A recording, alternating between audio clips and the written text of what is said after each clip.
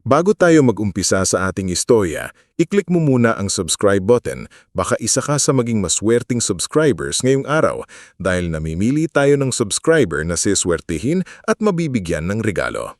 At syempre, i-comment mo rin kung taga saan ka at anong oras ka nanonood ngayon dahil malay mo, sa susunod na kwento natin, ang lugar mo naman ang mabanggit at ikaw ang mabigyan ng espesyal na bati. Sa bayan ng San Isidro, may isang dalagang kilala ng marami hindi dahil sa ganda ng damit, hindi dahil sa yaman, at lalong hindi dahil sa ingay ng pangalan. Kilala siya dahil sa sipag, tahimik na pagtitiis at kakaibang tiyaga na bihira nang makita sa mga kabataan ngayon. Ang pangalan niya ay Maristela Valsera, pero mas kilala siya sa palayaw na Stel. 29 na taong gulang si Stel, payat, simple, at laging nakaayos ang buhok sa mababang tali. Hindi siya mahilig sa makeup, hindi rin siya mahilig sa bagong cellphone o mamahaling sapatos. Madalas siyang makita sa umaga na bitbit ang isang lumang eco bag na puno ng kakanin, suman, kutsinta, sapin-sapin, at puto na siya mismo ang gumigising ng alas 3 ng madaling araw para ihanda. Pagkatapos niyang magtinda sa harap ng terminal, didiretso naman siya sa isang maliit na accounting office sa bayan kung saan siya nagtatrabaho bilang assistant bookkeeper.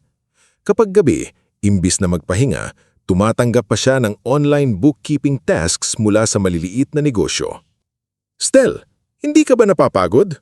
Minsang tanong sa kanya ng matalik niyang kaibigan na si Ibel Castaño, isang guro sa pampublikong paaralan. Ngumiti lang si Stel habang inaayos ang resibo sa mesa. "Napapagod naman," sagot niya. "Pero mas nakakapagod yung buong buhay kang walang sariling matatawag na pahinga." Napahinto si Ibel. Alam niya kung ano ang ibig sabihin ni Stel. Mula pagkabata, si Stel ang anak na laging kailangang umintindi. Kapag walang pambayad sa kuryente, siya ang kailangang humanap ng paraan. Kapag may utang ang pamilya, siya ang kailangang tumulong. Kapag may kailangan ng kuya niyang si Gregorio Valsera o mas kilala bilang Goyo, si Stel ang kailangang magsakripisyo. Si Goyo ang paborito ng kanilang mga magulang. "Lalaki ang kuya mo," palaging sinasabi ng kanilang inang na si Natividad.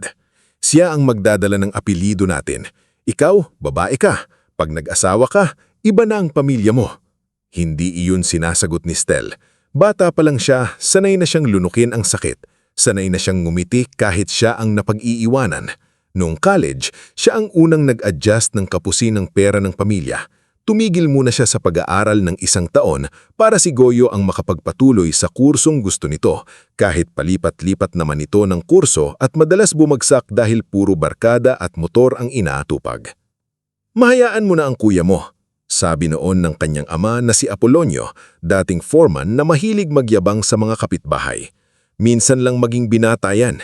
Ikaw, matalino ka naman. Makakahanap ka ng paraan." At totoong nakahanap ng paraan si Stel. Nagtrabaho siya sa karinderya, naglabas siya ng uniforme ng mga estudyante, nagbenta siya ng pagkain, nag-ipon siya ng barya sa lumang lata ng gatas, hanggang matapos niya ang kursong accounting sa tulong ng scholarship, puyat at halos walang pahinga. Sa 10 taon niyang paghihirap, iisa lang ang pangarap niya: magkaroon ng sariling bahay. Hindi malaking bahay, hindi bahay na may marmol na sahig o tsandilir. Gusto lang niya ng tahanan na may sariling pinto, sariling kusina, sariling bintana at sariling katahimikan. Isang lugar kung saan hindi siya tatawaging madomot kapag may gusto siyang itabi para sa sarili. Isang lugar kung saan hindi niya kailangang humingi ng permiso para huminga. Kaya nung nakakita siya ng maliit na bahay sa gilid ng San Isidro, luma, kupas ang pintura, sira ang bubong sa likod at masukal ang bakuran, parang may kung anong umantig sa dibdib niya. "Eto na yon," bulong niya noon. Kasama niya si Ibel nung unang beses nilang pasukin ang bahay. Amoy alikabok ang loob, may bitak ang ilang bahagi ng pader, may lumang aparador na iniwan ng dating may-ari, pero nung pumasok ang sikat ng araw mula sa bintana sa sala, napangiti si Stel na parang batang nakakita ng regalo. "Stel, sure ka dito?" tanong ni Ibel. "Ang dami pang ipapaayos." Hinaplos ni Stel ang pader na may bakbak na pintura. "Hindi naman kailangang maging maganda agad. Basta akin. Basta pinaghirapan ko." Mula noon, halos lahat ng sahod niya ay napunta sa hulog, renovation at gamit sa bahay. Hindi siya bumibili ng bagong damit, hindi siya sumasama sa outing. Kapag may birthday sa office at kailangan ng ambagan, maliit lang ang kaya niyang ibigay pero hindi siya nahihiya. Alam niya kung saan napupunta ang bawat piso na tinitiis niya. Tuwing gabi, pagkatapos ng trabaho, pumupunta siya sa bahay para maglinis. Minsan dala niya ang lumang timba, basang at murang pintura. Siya mismo ang nagpintura ng sala ng kulay mapusyaw na kremang dilaw dahil gusto niyang maliwanag ang dating. Parang may araw kahit gabi. Biro ni Mang Orben, ang matandang karpinterong nakatira sa kabilang kanto. Si Mang Orben ay byudo, tahimik at mabait. Nakita niya kung paano halos araw-araw pumupunta si Stel para ayusin ang bahay. Noong una, pinapanood lang niya ito habang kinakalikot ang sirang pinto. Hanggang isang gabi, hindi na niya natiis. "Anak, mali ang hawak mo sa martilyo," sabi ni Mang Orben.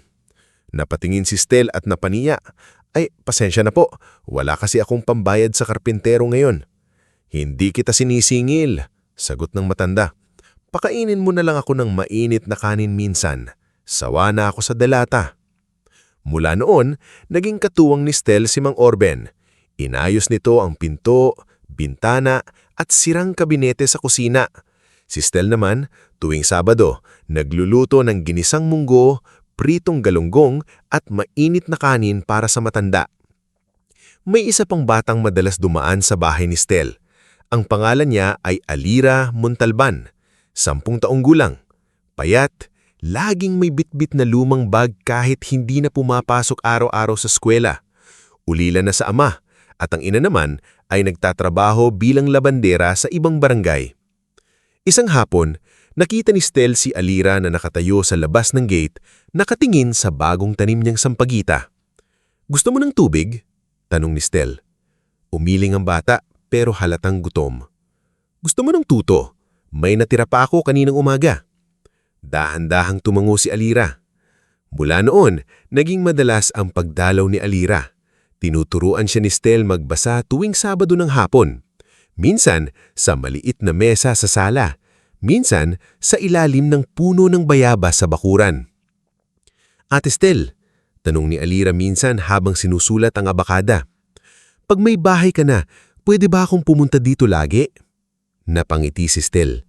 "Oo naman, pero mag-aaral ka munang mabuti." "Promise," sagot ng bata. Sa loob ng bahay na iyon, unti-unting nabuo ang mga simpleng pangarap ni Stel. Sa kusina, iniisip niyang magluluto siya ng tsampurado kapag umuulan. Sa maliit na kwarto, balak niyang maglagay ng aparador na hindi na kailangang paghatian sa kahit sino. Sa bakuran, nagtanim siya ng sampagita, sili, kalamansi at isang maliit na puno ng papaya. Ngulit habang unti-unting tumitibay ang pundasyon ng buhay ni Stel, unti-unti rin namang lumalaki ang inggit at interes ng sariling pamilya niya. Isang linggo ng tanghali, umuwi si Stel sa lumang bahay ni na Apolonio at Natividad, dala ang isang supot ng bigas, kape at gamot sa rayuman ng ina. Pagpasok niya, naroon si Goyo sa sala, nakahiga habang naglalaro sa bagong cellphone. Nakadisplay sa tabi niya ang makintab na helmet at susi ng motor. "Oh, dumating ka rin," sabi ni Goyo nang hindi man lang tumitingin. "May dala kang pera." Hindi sumagot agad si Stel. Inilapag niya ang bitbit sa mesa. "Bigas at gamot ang dala ko. Kakabayad ko lang kasi ng hulog sa bahay." Napatingin si Natividad mula sa kusina. Kumunot ang noo nito. "Bahay na naman? Anak, parang inuubos mo ang buhay mo dyan sa bahay na yan." "Mahalaga po yun sa akin, Nay," mahinahong sagot ni Stel. Sumingit si Apolonio na nakaupo sa lumang silya habang umiinom ng kape. "Mahalaga rin ang pamilya. Huwag mong kalimutan yan." Tahimik na lunok si Stel. Pamilyar ang tono. Kapag ganyan magsalita ang ama niya, ibig sabihin, may kailangan na naman sila. Ilang sandali pa, lumabas si Goyo sa sala at numingis na may alam na hindi alam ni Stel. "May sasabihin pala ako. Ikakasal na kami ni Venalin." Napahanto si Stel. Talaga? Kailan? Sa loob ng 6 na buwan. Gusto namin sa hotel, yung maganda. May drone coverage, LED wall, live band. Sabi ng pamilya ni Venalyn, nakakahiya raw kung simple lang. May ipon na kayo? Tanong ni Stel, maingat ang boses. Biglang tumalim ang tingin ni Goyo. Yan ang problema sa iyo, Stel. Pera agad iniisip mo.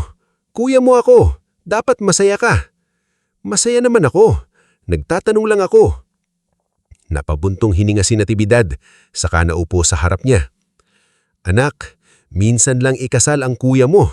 Malaking bagay ito sa pamilya natin. Ayaw naman naming mapahiya sa mga murante. Ramdam ni Stel ang kaba. Nay, kung kailangan niyo ng konting tulong, titignan ko kung magkano kaya kong ibigay. Pero hindi po ako makakapagbigay ng malaki. May binabayaran pa ako sa bahay. Nagkatinginan sina Apolonio at Natividad. Si Goyo naman ay napangingis na may alam si Stel. Magkano na ba halaga ng bahay mo ngayon? Biglang tanong ni Apolonio. Namlamig ang batok ni Stel. Bakit po?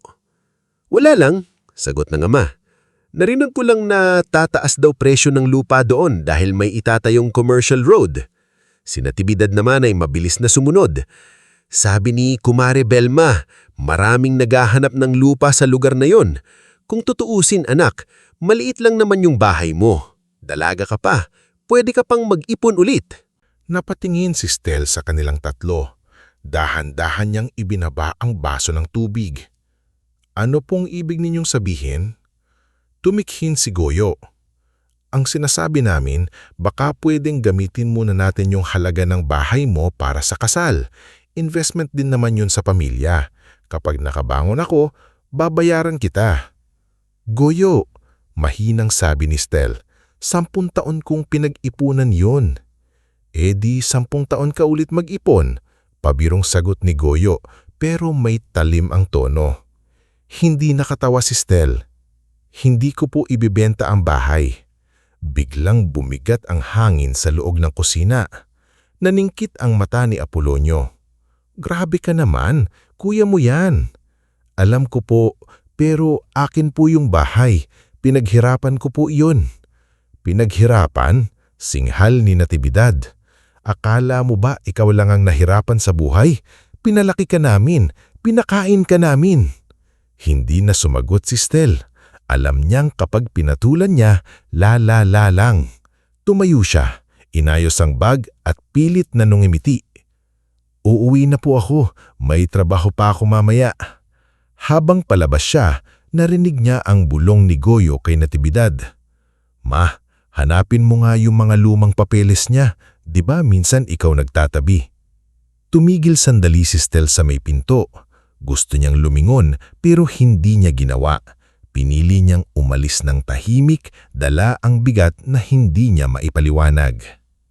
Kinagabihan, habang nakaupo siya sa maliit niyang bahay at pinagmamasdan ang bagong pinturang pader, hinalapos niya ang susi sa kanyang palad.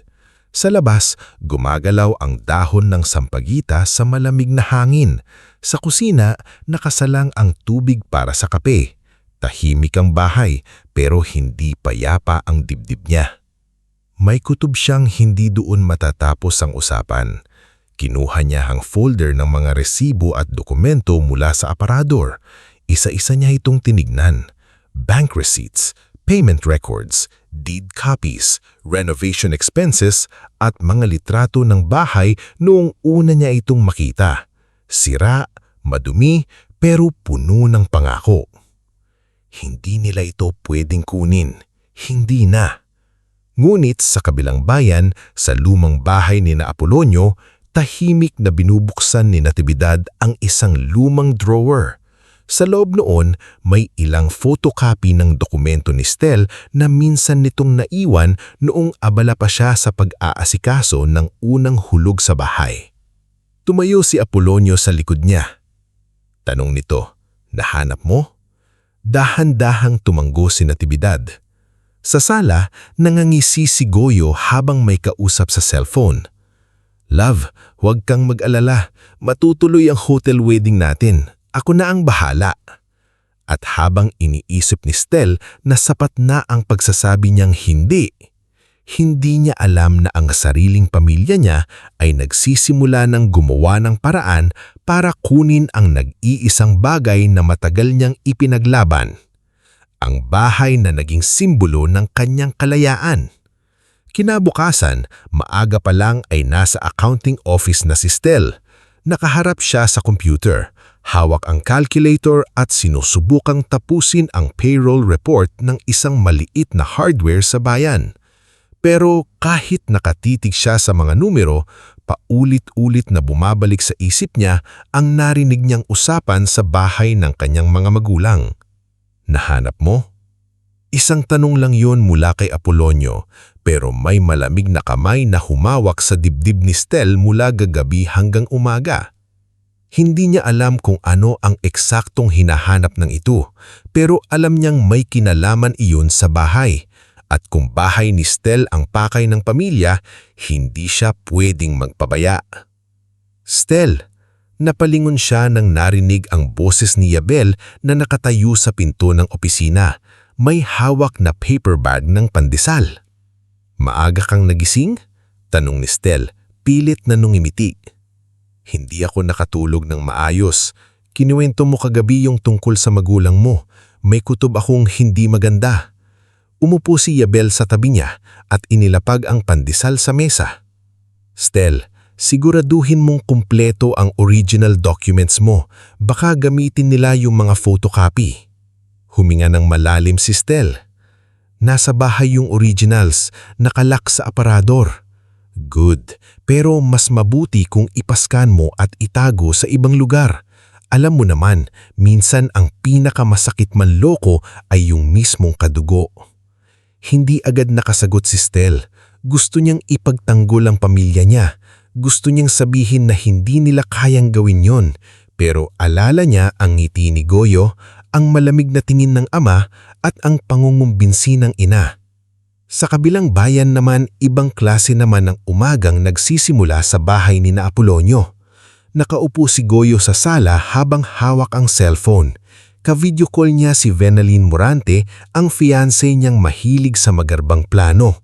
Sa likod ni Venalyn, makikita ang mood board ng kasal. White flowers, gold chairs, grand staircase at larawan ng hotel ballroom na halatang pangmayaman. Goyo, kailangan na nating mag-down payment this week. Sabi ni Venalyn, halatang iritado. Nakakaya sa mga kaibigan ko kung hindi matuloy yung ballroom, nakapag-post na ako. Matutuloy yan, kampante sagot ni Goyo. Inaayos na ni na mama. Siguraduhin mo lang, ayokong magmukhang cheap ang kasal natin. Doon lumabas si Natividad mula sa kusina, hawak ang isang lumang envelope. Kasunod niya si Apolonio na seryoso ang muka. Ibinaba ni Goyo ang cellphone at ngumiti. Nandyan ba? Tumanggo si Natividad. Mga kopya lang, pero nandito yung dating authorization letter nung pinapunta tayo ni Stel sa munisipyo dati para kumuha ng tax declaration copy. Kinuha ni Apolonio ang papel at binasa. May pirma niya ito. Luma na yan. Sabi ni Natividad, halatang kinakabahan. Luma man, pirma pa rin niya, sagot ni Apolonio, at kung may marunong umayos, mapapakinabangan ito. Doon nila kinausap si Roldan Cuevo, isang kilalang fixer sa munisipyo. Hindi empleyado ng gobyerno si Roldan, pero marami siyang kilala sa loob. Sanay siyang maglakad ng papeles, magpabilis ng proseso, at maghanap ng paraan kahit may sabit. Nagkita sila sa maliit na karinderya malapit sa terminal. Nakakap si Roldan, may manipis na bigote at laging kung ngumingiti ay parang may tinatagong masamang balak. Bahay ng anak ninyo? Tanong niya habang hinahalo ang kape. Ari-arian naman ng pamilya, mabilis na sabi ni Apolonio. Napatingin si Roldan sa papel. Nakapangalan kanino? Nagkatinginan sina Apolonio at Natividad. Sa anak namin, sagot ni Natividad. Pero kami naman ang pamilya niya, hindi naman siya dapat tumanggi. Napangisi si Roldan. Ang talong, alam ba niyang ibebanta? Hindi nakasagot ang dalawa. Humilig si Roldan sa silya. Kung gusto ninyong malinis, kailangan ang pirma niya. Kung gusto ninyong mabilis, kailangan ninyong magtiwala sa akin. May buyer na ba? May naghahanap daw ng property sa lugar na iyon, malapit sa itatayong commercial road. Tataasan natin ang presyo, pero may bayad ang galaw. Makukuha mo kapag mabenta, sabi ni Apolonio. Mula sa sandaling iyon, nagsimulang gumalaw ang pagtataksil sa likod ng katahimikan ni Stel. Lumipas ang 2 linggo. Abala si Stel sa trabaho, lalo nang magkasunod ang audit deadline at pag-aayos niya ng maliit na bahay. Isang gabi, nakita niya si Alira na nanginginig sa labas ng gate. Mainit ang noo ng bata, namumutla at halos hindi makalakad. Ate Stel, mahinang tawag ni Alira. Nahihilo po ako. Hindi na nagdalawang isip si Stel. Isinara niya ang bahay, dinala ang bata sa health center at nang sabihing kailangang maobserbahan dahil posibleng dengue, siya mismo ang nagbantay. Tinawagan niya ang ina ni Alira na si Sabel na kasalukuyang nasa ibang barangay at umiiyak sa hiya dahil wala siyang pamasahe uwi. Ate Stel, babayaran ko po kayo, sabi ni Sabel sa telepono. Huwag niyo na munang isipin yun. Ang mahalaga, gumaling si Alira. Sa loob ng mga araw na iyon, hindi napansin ni Stel ang ilang missed calls mula sa hindi kilalang numero. Hindi rin niya nabasa agad ang isang sulat na naiwan sa gate ng bahay. Ang isip niya ay nasa kalagayan ni Alira, sa trabaho at sa hulog na kailangang bayaran. Samantala, palihim nang nakikipag-usap si Goyo kay Venalyn tungkol sa kasal. Love, tignan mo ito, sabi ni Venalyn habang ipinapakita ang picture lang wedding gown na may mahabang train. Ito ang gusto ko, imported lace, mahal pero deserve ko naman. Mahal na mahal kita, kunin mo na, sagot ni Goyo kahit wala pa naman talagang hawak na pera. Pati photo and video team, dapat premium, ayokong mukhang ordinaryo. Oo na, basta wag ka nang mag-alala. Hindi niya sinabi kay Venalyn na ang perang inaasahan niya ay galing sa bahay na hindi kanya. Isang hapon, matapos makalabas ng health center si Alira, dumiretso si Stel sa bahay. Pagod na pagod siya.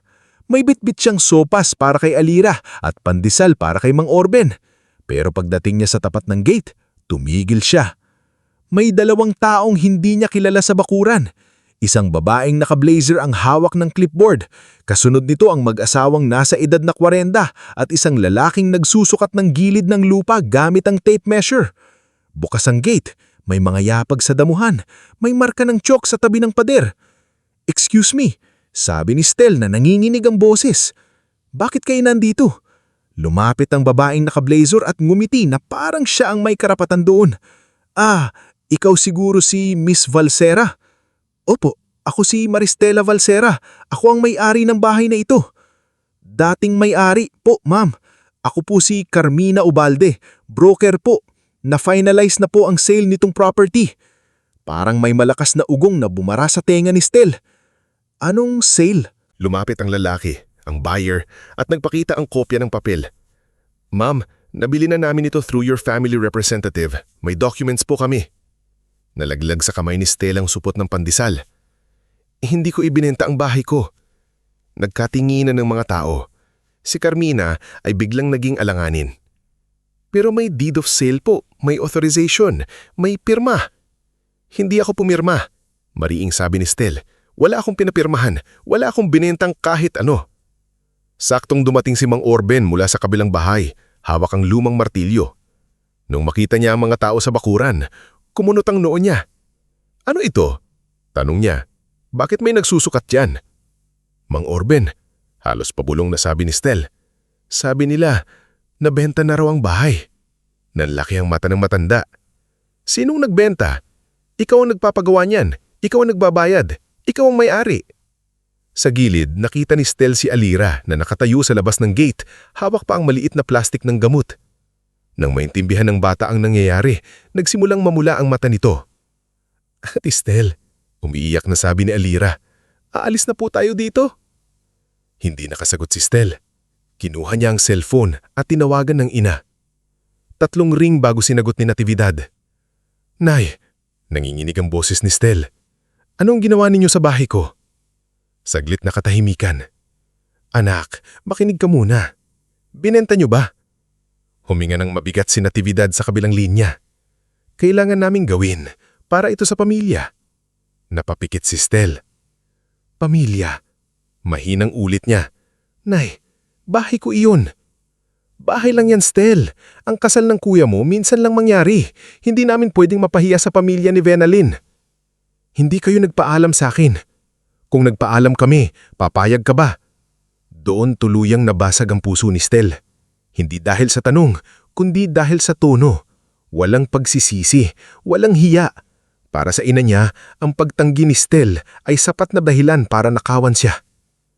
Ano ba namang yung bahay mo kumpara sa pangalan ng pamilya natin? At saka, anak ka namin, dapat tumulong ka. Hindi na sumagot si Stel. Ibinaba niya ang tawag. Pumasok siya sa bahay. Umupo siya sa sahig ng sala. Sa mismong bahaging siya ang nagpintura nung gabi-gabi siyang walang tulog. Hinawakan niya ang susi sa bulsa. Nandun pa rin ang susi, pero parang wala na itong saysay. Lumuhod si Alira sa tabi niya. Ate, pinahid ni Stel ang luha bago ito tuluyang bumagsak. Ayos lang ako. Pero hindi iyon totoo. Kinagabihan, pumunta si Stel sa lumang bahay ng pamilya, dala ang makapal na folder ng resibo, bank transfers, kontrata at larawan ng bahay nung una niya itong nakita. Hindi siya sumigaw pagpasok, hindi rin siya nanumbat agad. Gusto niya munang marinig kung kaya pa nilang sabihin ang totoo. Nandun sina Apolonio, Natividad, Goyo at Venalyn. Nakalatag sa mesa ang wedding brochures. May picture ng cake, hotel at flowers. Para bang ang perang galing sa pagkawasak ng pangarap ni Stel ay isa lang dekorasyon sa kasal. Bakit ninyo ginawa? Tanong ni Stel. Tumayong si Apolonio. Huwag pang sumalita na parang hindi kami magulang mo. Hindi po iyon sagot. Anak ka lang, matigas na sabi ng ama. Hanggat buhay kami, dapat marunong kang sumunod. Binuksan ni Stel ang folder. Ito lahat ng bayad ko. 10 taon. Wala kayong kahit isang hulog dito. Wala kayong kahit isang paku na binili para sa bahay na iyon. Grabe ka, siningit ni Natividad habang nagpapanggap na naiiyak. Pera na lang ba ang mahalaga sa iyo? Pinalaki ka namin tapos ngayon susumbatan mo kami? Hindi ko kayo sinusumbatan. Sagot ni Stel, pigil ang iyak. Pinapaalala ko lang na hindi sa inyo iyon. Tumawa ng mahina si Goyo. Stel, aminin mo na. Naiinggit ka lang kasi ikaw ang ikakasal. Ako ang may gandang buhay. Ikaw, bahay lang ang meron ka. Napatingin si Stel sa kuya. Goyo, hinayaan kitang makuha lahat noon. Oras, pera, suporta nila. Pero sana naman yung isang nag-iisang pinaghirapan ko, hindi mo na kinuha. Iwiwas ng tingin si Goyo. Pero agad siyang hinawakan ni Venalyn sa braso. Babe, huwag kang magpaawa dyan. Kung kapatid talaga siya, susuporta siya. Doon tumayong si Natividad, punong-puno ng inis. Mas importante ito kaysa sa bahay mo. Pamilya ang pinag-uusapan dito, hindi ang yabang mong maliit na property. Tahimik ang buong bahay. Tiningnan ni Stel ang kanilang lahat. Sa ama niyang galit, sa inang walang pagsisisi, sa kuya niyang nakinabang at sa babaeng nakingiti habang ninawawasak ang buhay niya. May parte ng puso niyang gustong magmakaawa, pero may mas malaking bahagi na pagod na. Dahan-dahan niyang sinara ang folder. Kung pamilya ang tawag ninyo tito, mahinang sabi ni Stel. Ayoko nang maging bahagi ng ganitong klaseng pamilya. Tumalikod siya at lumabas. Narinig pa niya ang boses ni Apolonio mula sa loob. Huwag ka nang babalik dito kung pera lang din ang ipagdadamot mo. Narinig din niya ang mahina ngumit malinaw na tawa ni Venalyn. Hindi na lumingon si Stel. Bumuhos ang ulan habang naglalakad siya papunta sa kabilang bayan.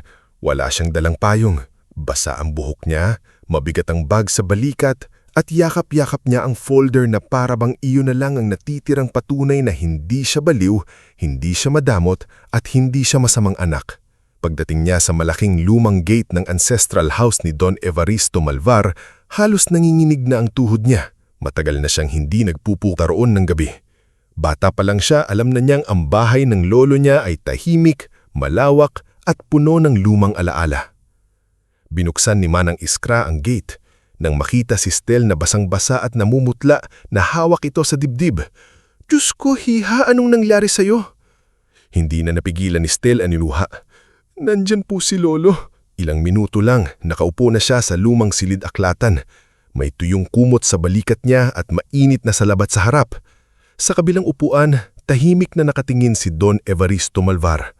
Matanda na ito, maputi ang buhok, mabagal kumilos ngunit matalim pa rin ang mga mata. Hindi siya nagsalita agad.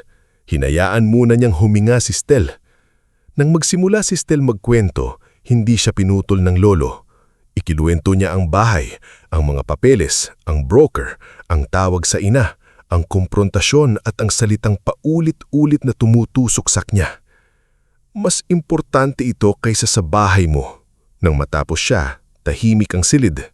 Tumingin si Don Evaristo sa apoy ng maliit na lampara, pagkatapos ay dahan-dahang kinuha ang lumang itim na cellphone sa mesa. "Lolo," mahina niyang sabi, "ayoko pong gumanti. Gusto ko lang pong mabawi yung akin." Tumanggo ang matanda. "Hindi ito ganti, Maristela. Ito ay pagtitigil sa pang-aabuso." Pinindot niya ang isang numero. Ilang segundo lang may sumagot sa kabilang linya. "Calix," sabi ni Don Evaristo sa mababang boses, "gisingin mo ang legal team. Ikansela mo lahat ng assets at luho nila. Lahat ng card, sasakyan, allowance, hotel booking at kahit anong access nila sa family trust. Simulan mo ngayong gabi." Naniga si Stel. "Lolo!" Tumingin sa kanya si Don Evaristo. Malungkot ang mukha nito pero buo ang desisyon. "Matagal ko na silang pinagbigyan. Pero ngayong ninakaw nila ang apo kong nagtayo ng sarili niyang buhay mula sa pawis at luha, tapos na ang pagparaya." Maya-maya, ipinaliwanag sa kanya ng lolo ang matagal nang hindi niya alam. Ang sasakyang ipinagyayabang ni Goyo, ang credit line na ginagamit ni Apolonio, ang ilang gastusin sa bahay at maging ang advance guarantee sa hotel wedding ay galing pa rin sa sistemang kontrolado ng Malvar Holdings. Hindi iyon tunay na kanina. Pinahiram lamang, pinayagan lamang. At ngayong gabi, babawiin yun lahat. Tumunog ang cellphone ni Stel. Natividad, calling. Sunod-sunod, paulit-ulit, kasunod ang pangalan ni Goyo. Pagkatapos si Apolonio, hindi niya sinagot. Umupo siya sa tabi ng bintana, hawak ang baso ng salabat. Sa labas, patuloy ang ulan. Pero sa unang pagkakataon mula nang nalaman niyang naibenta ang bahay niya, hindi na siya nag-iisa sa dilim. Maaga pa lamang kinabukasan, halos hindi na magkanda-uga-uga si Goyo sa pagtawag sa cellphone ni Stel. Paulit-ulit niyang pinipindot ang pangalan ng kapatid pero walang sumasagot. Minsan ringing lang, minsan busy, minsan biglang napuputol. Sa una inis lang ang nararamdaman niya. Pero nang dumating ang unang text mula sa bridal boutique, unti-unting napalitan ng kaba ang yabang sa mukha niya. "Sir, declined po ang card na ginamit ninyo for the gown reservation. Kindly settle within today to avoid cancellation." "Ma!" sigaw ni Goyo mula sa sala. "Ano bang nangyayari sa card?"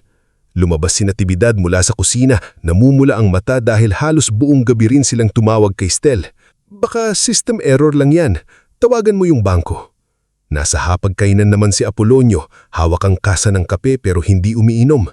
Simula nang hindi sagutin ni Stel ang tawag nila, hindi na siya mapakali.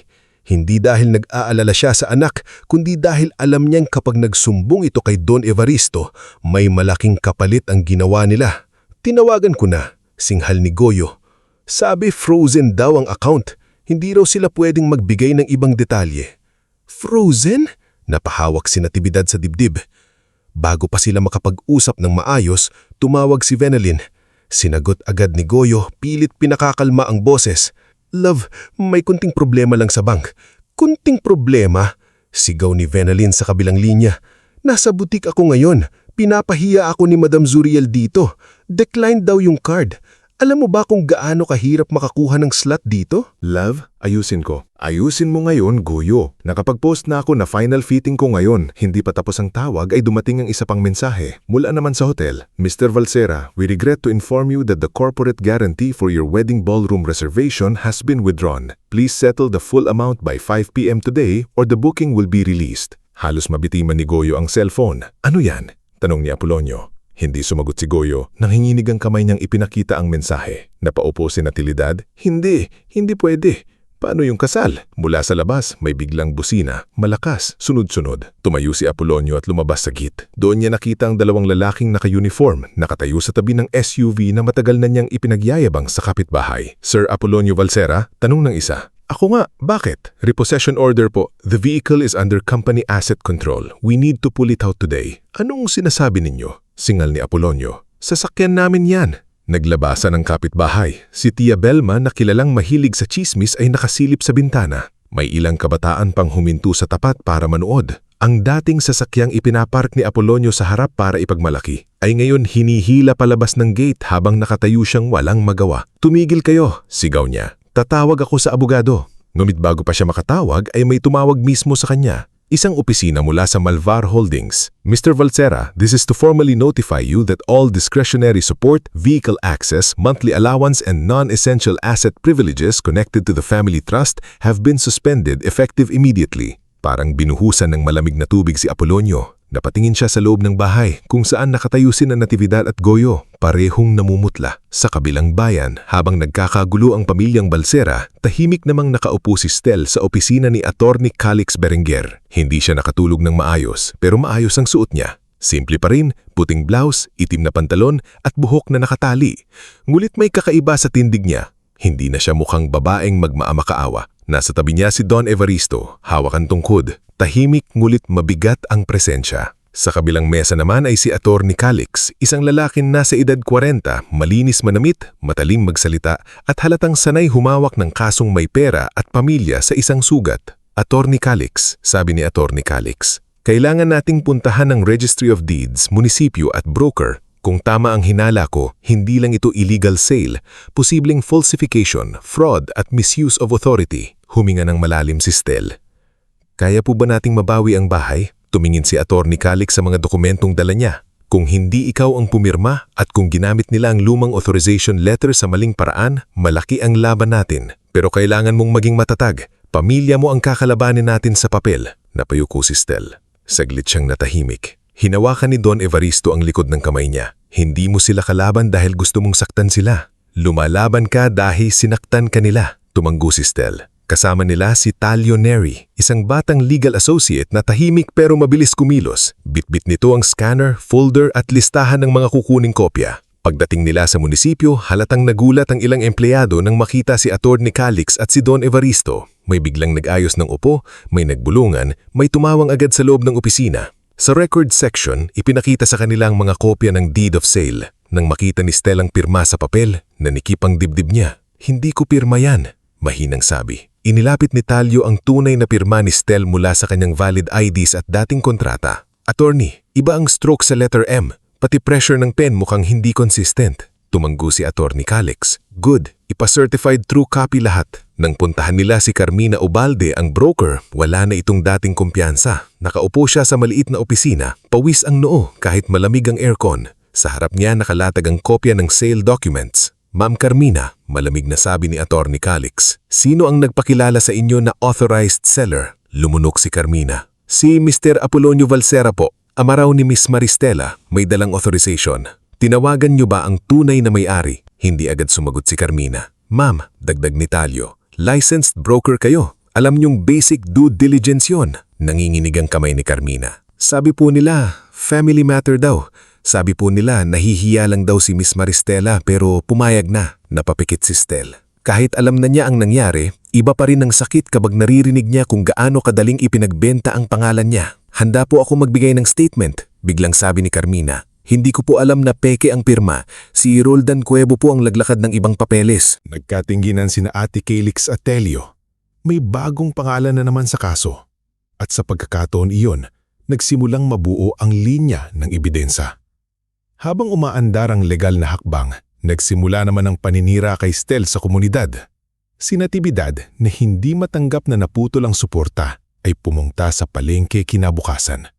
Doon, sa harap ng nagtitinda ng isda, gulay at bigas, umiiyak siya na parang siya ang biktima.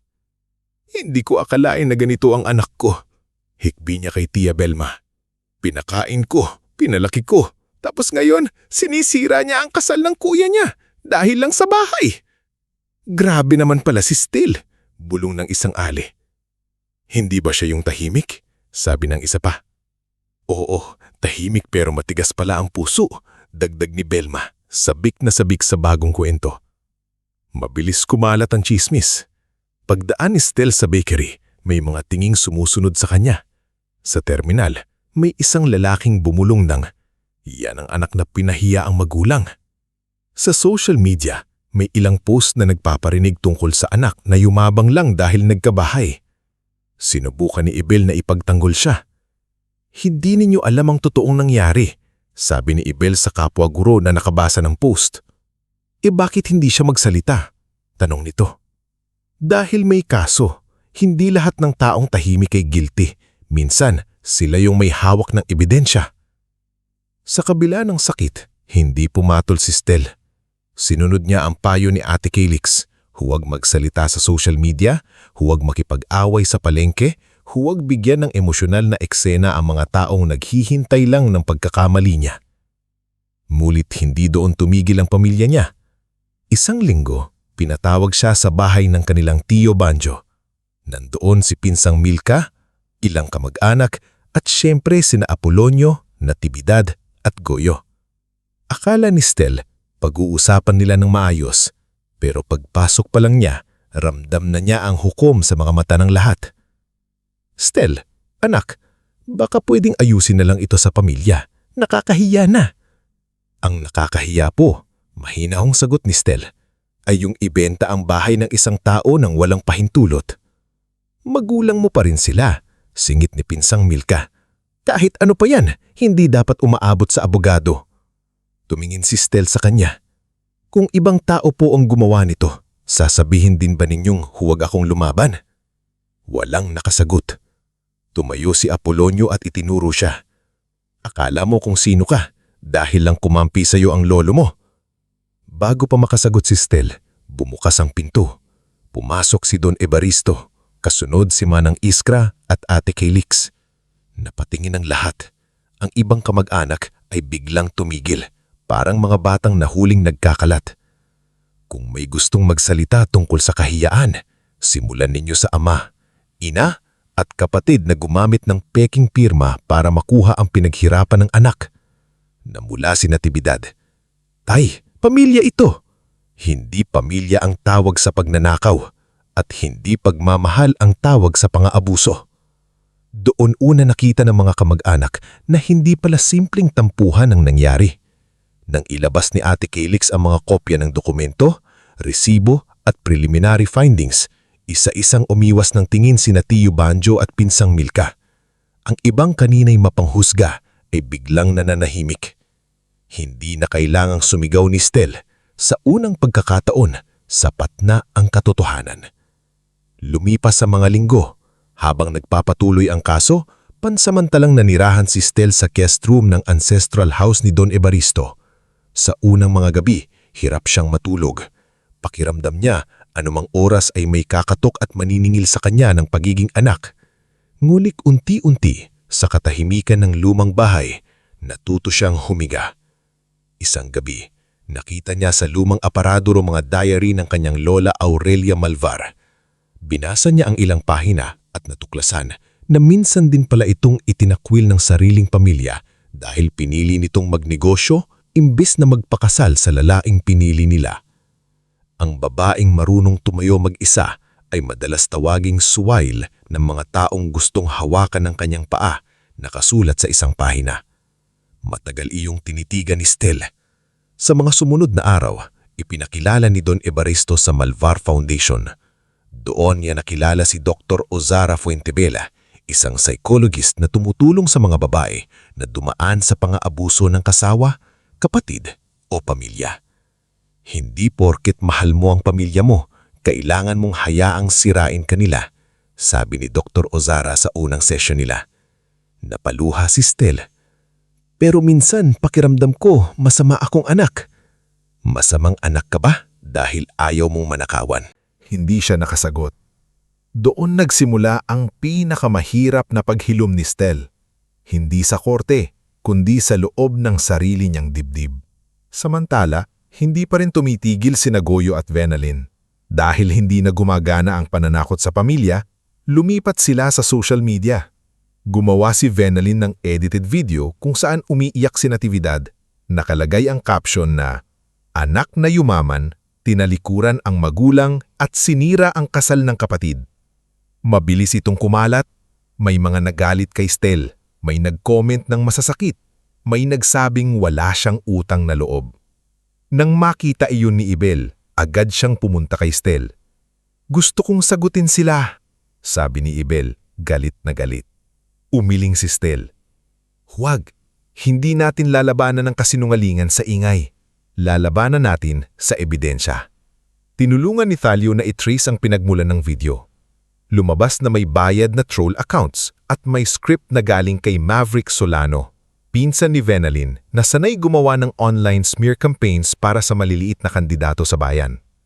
"Good," sabi ni Attorney Calix nang makita ang report. "Idadagdag natin ito sa complaint."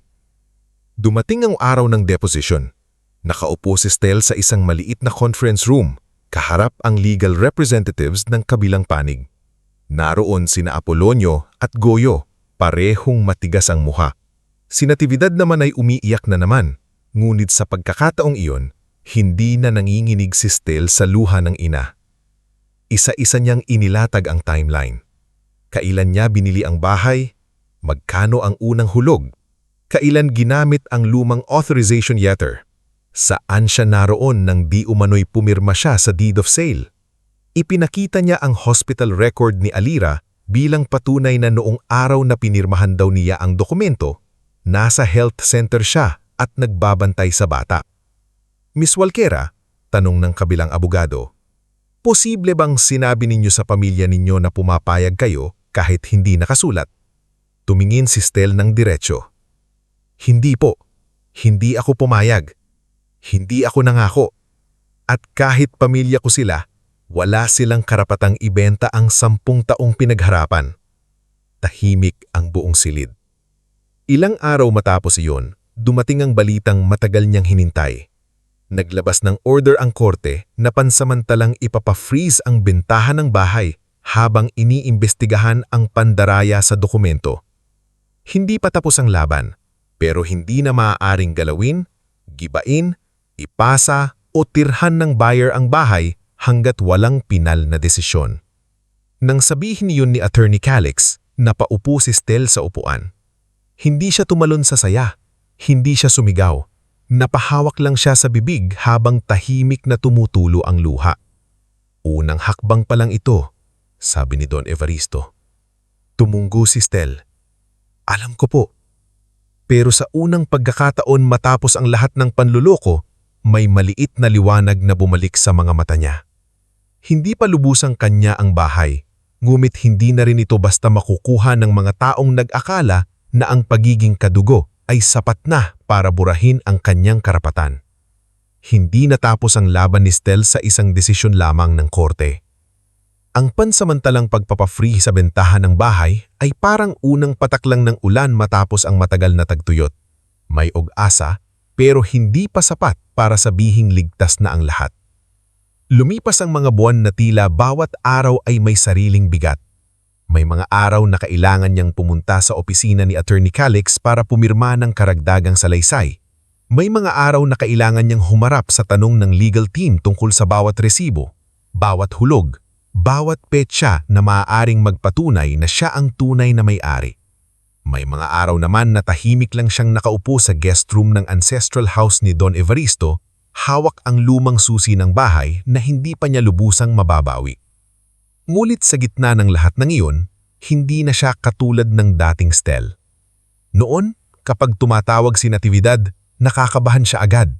Noon, kapag may text si Apolonio, napapaisip siya kung anong kailangan ng pamilya. Noon, kapag nagsalita si Goyo, kahit masakit, madalas pinapalampas niya lang. Ngayon, natutunan niyang hindi lahat ng tawag ay kailangang sagutin. Hindi lahat ng iyak ay kailangang paniwalaan. At hindi lahat ng kadugo ay may karapatang pumasok sa buhay niya kapag dalalang ay pansisisi. Isang taon nang lumipas mula nung nalaman ni Stel na ibinenta ang bahay niya, walang pahintulot. Sa loob ng isang taong yon, maraming nagbago. Si Stel ay patuloy na nagtatrabaho sa accounting office, ngunit hindi na lamang iyon ang pinagkakaabalahan niya.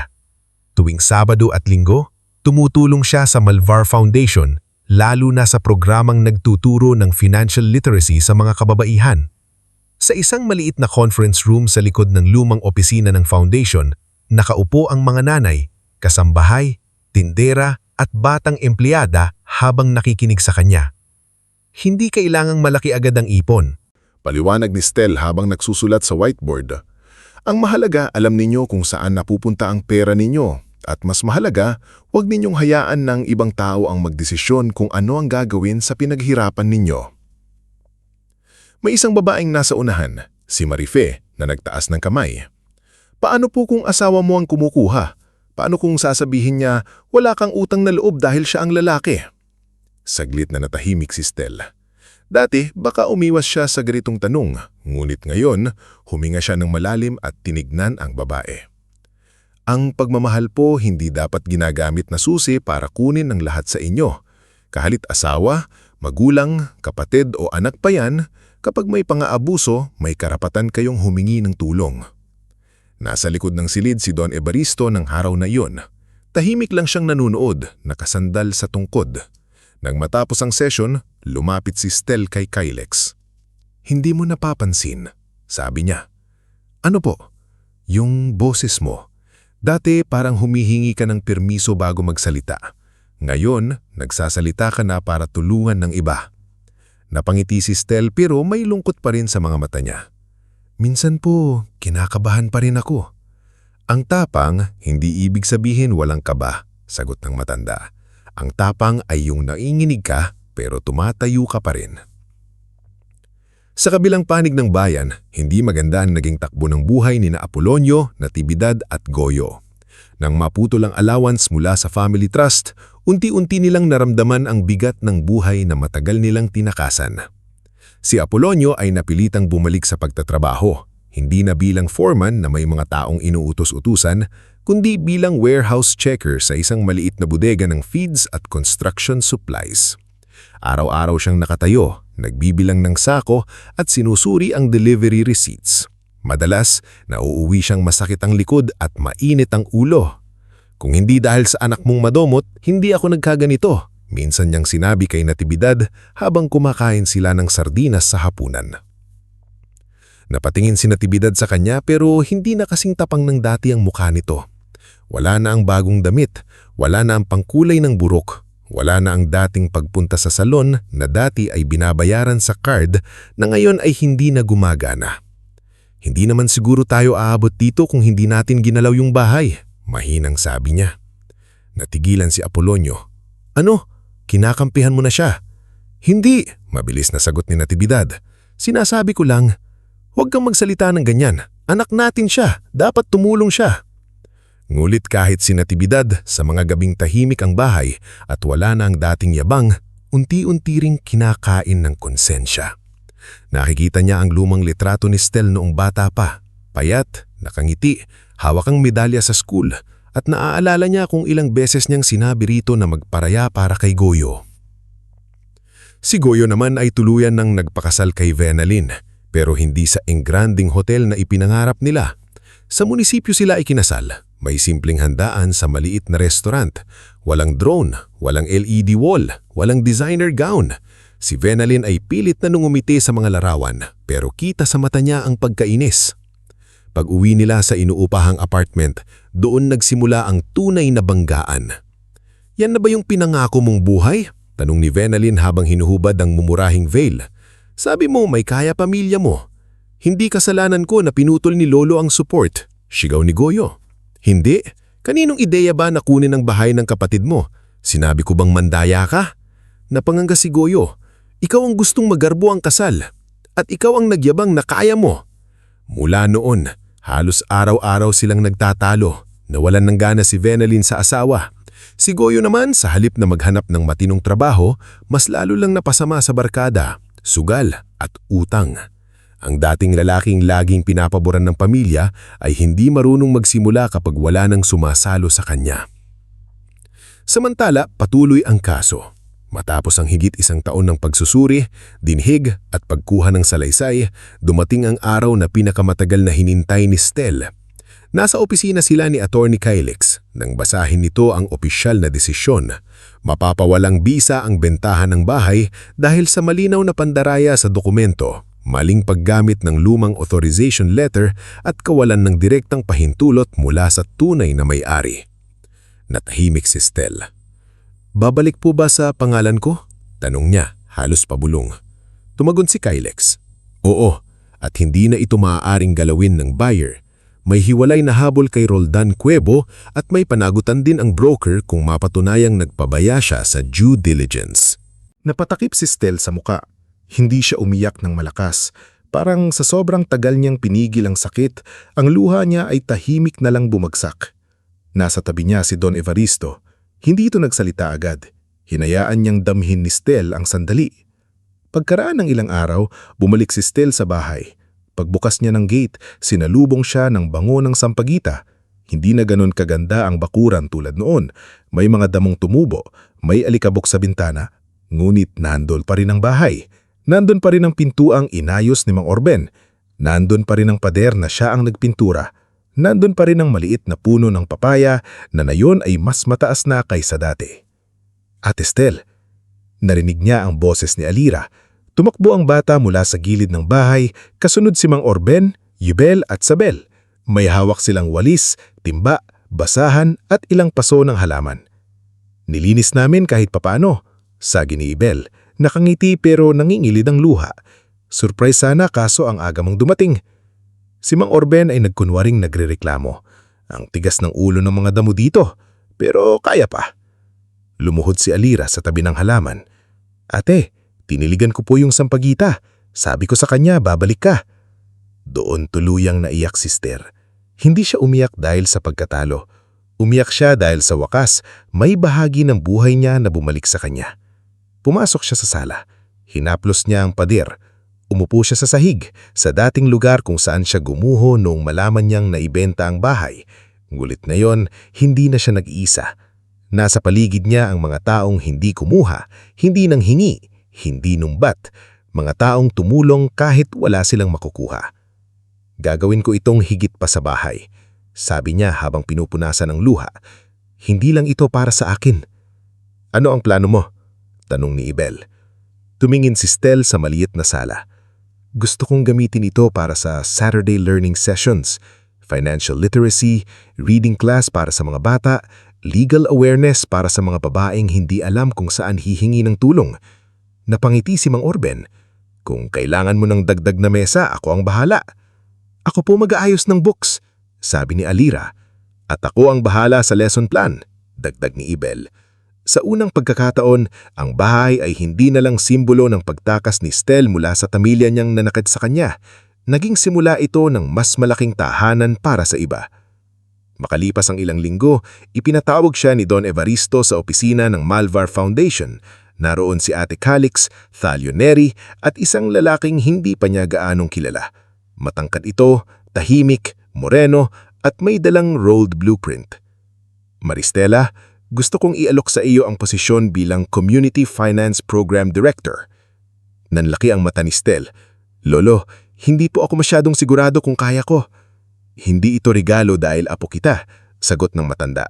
Ito ay tiwala dahil napatunayan mong kaya mong sumalita para sa mga taong tulad mo. Ipinakita ni Ate Calix ang report ng foundation. Nakasulat doon ang feedback ng mga kababaihang natulungan ni Stel, ang attendance ng sessions at ang mga bagong savings groups na nabuo dahil sa kanya. Hindi mo lang sila tinuruan mag-budget, tinuruan mo silang huwag mahiya sa sariling karapatan. Doon nagsalita ang lalaking may blueprint. Ako nga pala si Renwick Talaon, architect ako ng low-cost housing projects ng foundation. Narinig ko ang plano mo sa bahay mo. Kung papayagan ka, pwede kong tingnan kung paano natin mapapalawak ang space nang hindi nawawala ang dating karakter ng bahay. Nagulat si Stel sa maingat na tono nito. Hindi mapilit, hindi mayabang, parang nag-aalok lamang ng tulong may respeto. Wala pa akong malaking budget, sabi ni Stel. Hindi natin kailangang madaliin. Ang matibay na bahay, hindi minamadali, lalo na kung maraming sugat ang pinoprotektahan. Hindi makasagot si Stel. May kakaibang katahimikan sa pagitan nila. Hindi romansa na bigla ang sumiklab, kundi respeto na dahan-dahang ipinaparamdam. Ngunit habang unti-unti nang gumaganda ang buhay ni Stel, lumalalim naman ang pagbagsak ng pamilya niyang minsang tumapak sa kanya. Isang gabi, dumating si Goyo sa bahay ni na Apolonio, duguan ang labi at gusot ang damit. Nalaman ni na Natividad na nabaon ito sa utang sa sugal at hinahabol ng mga pinagkakautangan. Si Venalin naman ay umalis muna sa apartment at umuwi sa pamilya nito. Kailangan ko ng pera, sabi ni Goyo halos magmakaawa. Ma, pa, tulungan niyo ako. Wala na tayong pera, sagot ni Natividad, umiiyak. Puntahan niyo ninyo si Stel, giit ni Goyo. Sabihin niyo kapatid niya ako. Biglang napatingan si Apolonio. Sa mukha nito, halatang may pride pa ring hindi matanggal. Hindi ako luluhod sa kanya. E di mamatay tayo sa utang! Sigaw ni Goyo. Sa mga sumunod na buwan, mas naging magulo ang buhay nila. Si Venalin ay unti-unting lumayo kay Goyo. Si Apolonio ay mas lalong naging mapait. Si Natividad naman ay madalas ng tahimik, nakatitig sa kawalan, parang hinahanap ang eksaktong araw kung kailan sila nagsimulang mawalan ng anak dahil sa sarili nilang kasakiman. Dumating ang huling pagsubok sa bahaging iyon ng isang hapon habang abala si Stel sa foundation, tumawag si Manang Iskra. Hiya, nanginginig ang boses nito. Ang lolo mo, isinugod namin sa ospital. Parang tumigil ang mundo ni Stel. Pagdating niya sa ospital, nakita niya si Don Evaristo sa kama. Mahina ang katawan, may nakakabit na dextrose. Ayon sa doktor, mild stroke ang nangyari. Ngunit maaagapan, kailangan ng pahinga, therapy at mahigpit na bantay. Hinawakan ni Stel ang kamay ng lolo. Lolo, nandito ako. Bahagyang dumilat si Don Evaristo, mahina pero malinaw ang tingin. Huwag kang matakot, hindi pa ako tapos mangulit sa mundo. Napangiti si Stel kahit nangingilid ang luha. Ngulit hindi pa man natatapos ang takot niya, dumating sina Apolonio, Natividad at Goyo sa hallway. May dalang prutas si Natividad. Nakasuot ng polo si Apolonio. Si Goyo naman ay pilit na maayos ang hitsura kahit kita ang pagod at problema sa mukha. Dadalawin namin si tatay, sabi ni Apolonio. Hindi sila pinigilan ni Stel, ngunit habang kumukuha siya ng tubig sa hallway, narinig niya ang boses ni Natividad mula sa gilid. Kausap si Tia Belma sa telepono. Hindi ko alam kung may will na ba, kung may chance pa sanang mapalitan bago lumala ang lagay ni tatay. Nanigas si Stel. Kahit nasa ospital na ang lolo niya, kahit muntik nang mawala ang taong nagligtas sa kanya, mana pa rin ang iniisip ng pamilya niya. Bumalik siya sa kwarto ng mabigat ang dibdib. Nakita ni Don Evaristo ang mukha niya at tila naintindihan agad. Narinig mo sila? Mahina nitong tanong. Hindi nagsinungaling si Stel. Tumanggo siya. Pumikit sandali ang matanda. Pagdilat niya, may lungkot ngunit may buo ring pasya sa kanyang mata. Tawagin mo si Calix, sabi niya. Hindi para baguhin ang mana ayon sa gusto nila, kundi para siguraduhin na kahit mawala ako balang araw, hindi na nila magagamit ang dugo, apelyido o awa para sirain ang buhay mo. 2 taon ang lumipas mula nang maibalik sa pangalan ni Stel ang bahay na minsang muntik nang mawala sa kanya. Sa loob ng 2 taong iyon, hindi naging mabilis ang paghihilom pero naging malinaw ang direksyon ng buhay niya. Hindi na siya ang babaeng nanginginig sa bawat tawag ng pamilya. Hindi na siya ang anak na handang isuko ang sariling pangarap para lang hindi matawag na walang utang na loob. Natuto siyang tumayo, magsalita, tumanggi, at higit sa lahat, pumili kung sino ang papapasukin niya sa buhay niya. Ang dating maliit na bahay sa San Isidro ay hindi na lamang bahay, naging Bahay Aurelia ito. Ipinangalan sa yumaong lola ni Stel na minsan ding lumaban para sa sariling kinabukasan. Sa labas ng gate may simpleng karatula na gawa sa kahoy na nililok ni Mang Orben. Sa ilalim ng pangalan ay nakasulat, Tahanan ng Pagkatuto, Pagbangon at Bagong Simula. Tuwing Sabado, puno ang sala ng mga nanay, kasambahay, tindera, dalagang manggagawa at kabataang gustong matuto. May mga nakikinig sa seminar tungkol sa simpleng pagbabudget. May mga nagtatanong tungkol sa karapatan sa ari-arian. May mga batang nagbabasa sa maliit na sulok na inayos ni Ibel bilang mini library. Si Alira na dati ang batang payat na nakatayo lamang sa labas ng gate at nanghihingi ng pagkain ay isa na ngayong scholar ng Malvar Foundation. 13 taong gulang na, masigla, maayos ang uniforme at madalas tumutulong sa reading sessions. Estel, sabi ni Alira isang hapon habang inaayos ang mga librong donasyon. Pag-college ko po, gusto kong maging abogado. Napalingon si Estel, hawak ang folder ng attendance sheet. Abogado? Bakit naman? Para po pag may inaagawan ng bahay, hindi sila matatakot. Saglit na tatahimik si Estel. Napangiti siya pero may luha sa gilid ng mata. Kung ganon, kailangan mong mag-aral ng mabuti at huwag kang matakot magtanong. Natutunan ko po yan sa inya eh. Sa gilid naman ng bakuran, nagtuturo si Mang Orben sa 3 kabataang lalaki kung paano gumawa ng maliit na bangko mula sa lumang kahoy. Dati mag-isa lang ang matanda at nadalas kausap ang sarili. Ngayon, may mga batang sumusunod sa kanya, tumatawag sa kanya ng Lolo Orben at natututong kumita sa marangal na paraan. Hindi puro lakas ang kailangan sa martilyo. Dapat may pakiramdam ka rin. Parang buhay. Pag puro lakas, nababasag. Narinig yon ni Estel at napangiti. Kahit si Mang Orben ay tila naging bahagi na ng mas malaking pamilyang nabuo sa bahay. Si Ibel naman ang naging katuwang ni Estel sa literacy program. Tuwing matapos ang klase sa pampublikong paaralan, dumadaan siya sa bahay Aurelia dala ang lesson plans at mga lumang aklat. Si Manang Iskra ay madalas ding dumadalaw mula sa ancestral house para magdala ng merienda. Minsan pansit, minsan turon, minsan mainit na lugaw kapag maulan. Si Atty. Calix at Talio Neri ay naging regular na bisita tuwing may Legal Awareness Day. Si Dr. Ozara Fuentebela naman ay nagbibigay ng libreng group sessions para sa mga babaeng hirap kumawala sa guilt at paninisi ng pamilya. At si Renwick Talaon, ng tahimik na architect, ay hindi na lang basta consultant ng extension ng bahay. Sa loob ng 2 taon, naging matalik siyang kaibigan ni Estel. Hindi siya nagmadali, hindi nanligaw ng agresibo, hindi pumasok sa buhay ni Estel na parang tagapagligtas.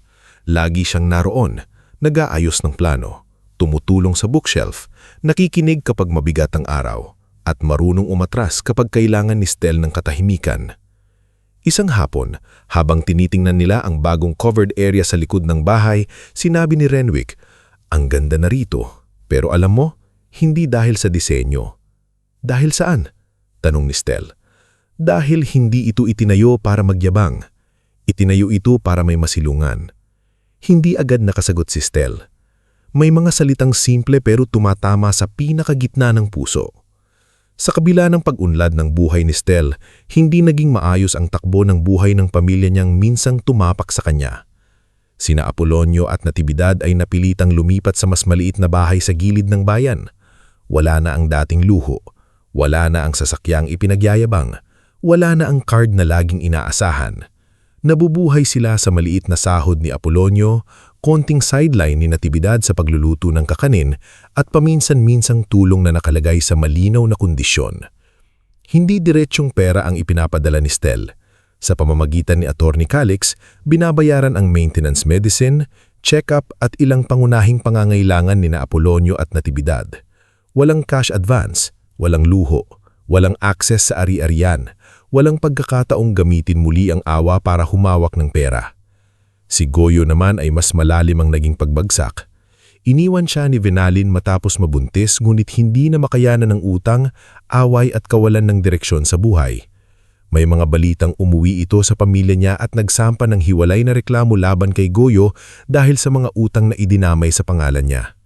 Si Goyo ay palipat-lipat ng trabaho, minsan delivery rider, minsan helper sa warehouse, pero madalas natatanggal dahil sa init ng ulo at pagliban.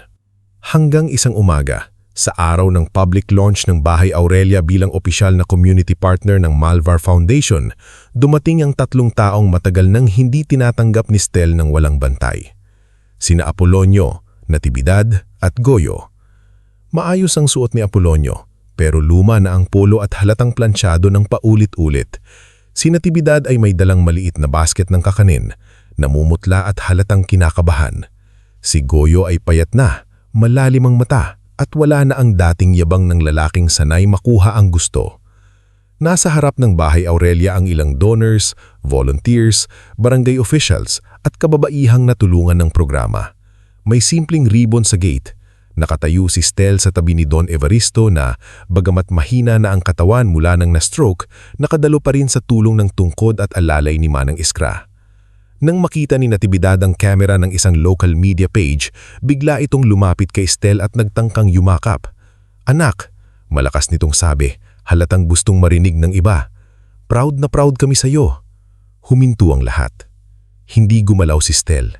Hindi siya yumakap pabalik. Maingat niyang hinawakan ang kamay ng ina at dahan-dahang ibinaba. "Nay," mahinaw niyang sabi, "kung may sasabihin kayo, doon tayo sa loob." Namula si Natividad. Si Apolonio ay sumangot. Si Goyo naman ay nakayuko. Dinala sila ni Stel sa maliit na consultation room sa gilid ng bahay. Kasama niya si Attorney Calix, hindi para manakot, kundi para siguraduhing malinaw ang hangganan. Pagkasara ng pinto, unang nagsalita si Apolonio. "Kailangan pa talagang may abogado, pamilya tayo." Tinignan siya ni Stel. Hindi galit ang mata niya, hindi rin malambot, kalmado, buo. "Dati po kapag sinasabi ninyong pamilya tayo, ibig sabihin kailangan kong magparaya kahit ako ang nasasaktan. Ngayon, hindi na ganun ang ibig sabihin niyan para sa akin." Napayuko si Natividad. "Anak, hindi naman kami pumunta para makipag-away." Inilabas ni Goyo ang isang gusot na envelope. "Kailangan ko lang ng tulong. Buntis si Vinalin. Wala akong pambayad sa klinik. Wala rin akong matirhan ng maayos. Kapatid mo ako, Stel." Tinitigan ni Stel ang envelope, ngulit hindi niya ito kinuha. "Goyo, tutulungan kita, pero hindi sa paraan na gusto mo." Napataas ang tingin ni Goyo. "Anong ibig mong sabihin?" "May warehouse training program ang foundation. May kasamang allowance, pero kailangan mong pumasok araw-araw, magsimula sa pinakamababang posisyon at sumunod sa rules. Hindi kita bibigyan ng cash." Biglang nagbago ang mukha ni Goyo. "Trabaho? Yun lang? Kapatid mo ako." "Kaya nga trabaho ang inaalok ko," sagot ni Stel. "Hindi pera para masugal, hindi pera para ipambayad ng yabang. Trabaho para matuto kang mabuhay nang hindi umaasa sa kinukuha mo sa iba." Tumayo si Goyo, namumula sa galit. "Ang taas na talaga ng tingin mo sa sarili mo." Dati, masasaktan si Stel sa ganoong salita. Ngayon, hindi na. "Hindi mataas ang tingin ko sa sarili ko. Ngayon ko lang tinigilan ang pagtingin sa sarili ko na mas mababa sa inyo." Napahawak si Natividad sa bibig. Sa unang pagkakataon, walang luhang palabas. Totoong kirot ang nasa mukha niya. "Stel," mahina niyang sabi, "may mga gabing hindi ako makatulog. Iniisip ko yung bahay mo, yung mukha mo noong umalis ka sa amin. Hindi ko alam kung paano humingi ng tawad ng hindi parang naghahanap lang ako ng tulong." Hindi agad sumagot si Stel. "Hindi ko kailangan ng perpektong paghingi ng tawad, Nay. Pero kailangan kong makita na naiintindihan ninyo ang ginawa ninyo." Nayuko si Natividad. "Ninakawan ka namin." Tumigil ang hangin sa silid. Si Apolonio ay napalingon sa asawa. "Natividad." "Hindi, Paul," putol niya. Nanginginig ang boses. "Tama na. Ninakawan natin siya. Pinili natin si Goyo kahit mali. Ginamit natin ang pagiging magulang para kunin ang hindi atin." Nanigas si Apolonio, saka tumayo. "Kung ganyan lang din, wala na akong sasabihin." Lumabas siya ng silid, dala ang pride na kahit 2 taong gutom sa luho ay hindi pa rin nababasag. Si Goyo ay sumunod, padabog, ngulit bago tuluyang lumabas, kinuha niya ang papel ng warehouse program sa mesa. Hindi siya nagpasalamat, pero kinuha niya. Naiwan sina Stel at Natividad. "Mapapatawad mo pa ba ako?" tanong ng ina. Matagal bago sumagot si Stel. "Pinipili kong hindi mabuhay sa galit. Pero ang tiwala, hindi basta bumabalik. Kung gusto ninyong magsimula tayo sa totoo. Hindi sa luha, hindi sa drama, sa totoo." Tumango si Natividad habang umiiyak ng tahimik. Nang natapos ang launch, matagumpay ang programa. Maraming donors ang nangakong tutulong. Mas maraming kababaihan ang nag-sign up para sa workshops. Si Alira ay nagbasa ng maikling mensahe sa harap ng lahat tungkol sa batang minsang natakot mawalan ng ligtas na lugar, ngulit ngayon ay may tahanang bukas para sa marami. Kinagabihan, bumalik si Stel sa ancestral house kasama si Don Evaristo. Mahina na ang matanda, pero malinaw pa rin ang isip. Sa veranda sila umupo, gaya ng dati. Tahimik ang paligid, may malamig na hangin, may amoy ng lumang kahoy at sampagita mula sa hardin. Magaling ang ginawa mo kanina, Stel. Hindi po madali. Ang tama, bihira namang madali. Saglit silang natahimik. Pagkatapos, buntong hininga ang matanda. Alam mo, Stel, may pagkukulang din ako. Pinalaki ko ang ata mo na alam niyang may sasalo sa kanya. Akala ko noon, pagmamahal ang pagbibigay ng madali. Yun pala, minsan ginagawa nating mahina ang tao kapag hindi natin hinahayaang harapin ang bunga ng sarili niyang ginawang gawa. Hinawakan ni Stel ang kamay ng lolo. Salamat po, lolo. Sa lahat. Hindi, mahinang sabi ni Don Evaristo. Salamat dahil pinatunayan mo na may magandang tutubo kahit sa pamilyang maraming nasirang ugat. Lumipas ang ilang buwan. Tuluyang nakulong si Roldan Cuevo matapos mapatunayang sangkot siya sa pamimeke ng dokumento. Si Carmina Ubalde ay nawalan ng lisensya bilang broker at humarap sa hiwalay na kaso dahil sa kapabayaan. Ang buyer ng bahay na napatunayang hindi alam ang buong pandaraya ay nabigyan ng legal na remedy laban sa mga totoong nanloko sa kanila. Si Apolonio ay nanatiling matagas sa loob ng mahabang panahon. Hindi siya agad humingi ng tawad. Ngunit napilitan siyang tanggapin ang simpleng buhay. Natutunan niyang magtrabaho ng hindi ipinagyayabang ang apelyido. Si Natividad naman ay nagsimulang tumulong paminsan-minsan sa pagluluto ng merienda para sa bahay Aurelia, hindi bilang nanay na bida sa harap ng kamera, kundi bilang babaeng tahimik na nagbabayad ng pagkakamali sa maliliik na gawa. Si Goyo ay ilang beses muntik umalis sa workshop program. Sa unang buwan, nahuli siyang late. Sa pangalawa, nakipag-away siya sa supervisor. Ngulit nang minsang makita niya si Alira na nagtuturo sa mga batang magbasa sa bahay Aurelia, natahimik siya. Nahiya siya sa batang minsang naapektuhan ng kasalanan niya. Hindi siya naging mabait agad.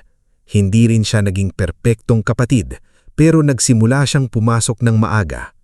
Minsan, iyon ang unang tunay na hakbang ng taong matagal naging pabigat. Isang gabi mag-isa si Stel sa bahay Aurelia matapos ang workshop.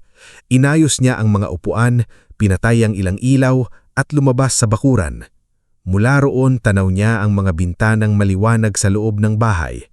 Ang dating bahay na pinaghirapan niya ng 10 taon, muntik nang mawala at muling nabawi, ngayon ay puno na ng kwento ng ibang taong natututong bumangon. Dumating si Renwick dala ang 2 baso ng mainit na kape. Akala ko umuwi ka na, sabi ni Stel. Hindi pa. Sabi ni Mang Orben, bawal daw iwan ng direktor na magbubuhat ng upuan mag-isa. Napangiti si Stel. Tinanggap niya ang kape. Tahimik silang tumayo sa ilalim ng ilaw sa bakuran. Masaya ka? Tanong ni Renwick. Tumingin si Stel sa bahay. Naalala niya ang unang araw na pumasok siya roon. Alikabok, sirang pinto, kupas na pader. Naalala niya ang mga gabing umiiyak siya habang nagpupunas ng sahig. Naalala niya ang araw na sinabi ng sariling ina na mas mahalaga ang kasal ni Goyo kaysa sa bahay niya. At naalala niya ang gabing kinuha ng lolo niya ang phone at pinutol ang tanikalang matagal nang nakapalibot sa kanya. Ngayon, hindi na lang siya ang may tahanan. Marami na sila. Oo, sagot niya, mahinahon. Hindi perpekto, pero masaya ko. Sa huling pagkakataon, hinawak ni Stel ang lumang susi sa kanyang kwintas. Ang susi ng tindahan ni Aurelia, ang simbolo ng pamana ni Don Evaristo at paalala ng lahat ng pinagdaanan niya. Tumingala siya sa maliwanag na bintana ng bahay Aurelia at ngumiti. Dahil ang bahay na minsang ipinagbenta para sa kasal ng iba ay naging tahanan ng maraming bagong simula. At si Stel na minsang inagawan ng sariling pangarap ay hindi lang nakabawi, natutunan niyang magtayo ng buhay na hindi na kayang ibenta, agawin o sirain ng kahit sino.